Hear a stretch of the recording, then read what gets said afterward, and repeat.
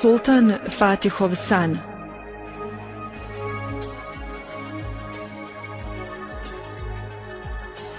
Sanjao sultan Mehmed Fatih san, veliku vatru, a oko te vatre neki nepoznati ljudi, njih trojica. Odmah kad je ustao, pozove svoje tumače snova i ispriča im san. Međutim, tumači su lagali i nisu dobro znali da protumače sultan Fatihov san. Pa i sam sultan Fatih nije bio zadovoljan sa njihovim tumačenjem. A nekako ga je u prsima mučio taj san i nije mogao da ga zaboravi. Pa sultan Fatih pošalje po jednog rifaijskog šejha koji je bio vješt i znan u tumačenju snova, čak i onih najzamršenijih. Uzvišeni Allah Đelešanuhu ga obdario tumačenjem snova.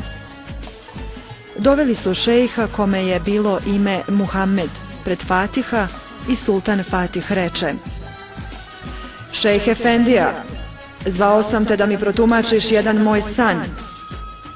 Sanjao sam vatru i oko vatre neke nepoznate ljude, njih trojicu." Šejh reče sultanu: "To što si sanjao vatru, znači osvojit ćeš jednu lijepu državu. Puna je izvora, lijepih planina i lijepog drveća.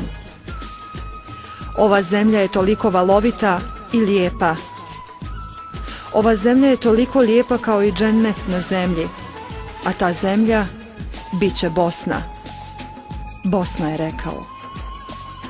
"A ona trojica ljudi oko vatre tebi nepoznati su Ebu Bekir, Osman i Ali Alija.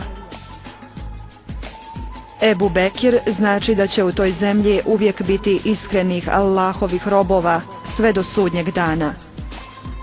Osman znači da će u toj zemlji uvijek biti stida i Allahovih evlija kada nigdje ne budeš mogao ih naći. Tamo, u toj zemlji ćeš naći evlije Allahove posebne robove. Jer Osman radijallahu anhu se stidio i dva meleka. Hazreti Alija radijallahu anhu znači da će u toj zemlji uvijek biti hrabrih junaka i dobrih boraca sve do sudnjeg dana." Tada sultan Fatih reče: "O šejhu, zašto ja nisam sanjao Omera sina Hatabova?"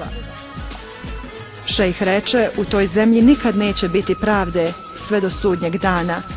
Zato, pašo, nisi sanjao Hazreti Omera radijallahu anhu." "O pašo, da li si imao drva da još dodaš vatri?" Sultan reče: "Ne šejhu, sve što je bilo na vatri je."